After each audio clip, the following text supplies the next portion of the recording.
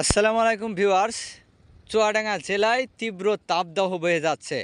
এই মুহূর্তে আমি আছি চুয়াডাঙ্গা জেলার দর্শনা থানায়, দর্শনার অদূরেই। তো আপনাদেরকে একটু দেখাবো যে চুয়াডাঙ্গা জেলায় যে গরমটা পড়ছে, এই গরমে অলরেডি রাস্তার পিচ গলতে শুরু করেছে।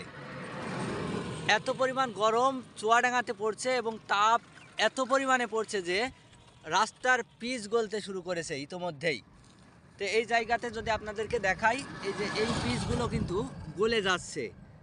এই যে এই পিচগুলো গলতে শুরু করেছে। তো চুয়াডাঙ্গার গরমের অবস্থা এমনই, তীব্র তাপদাহ।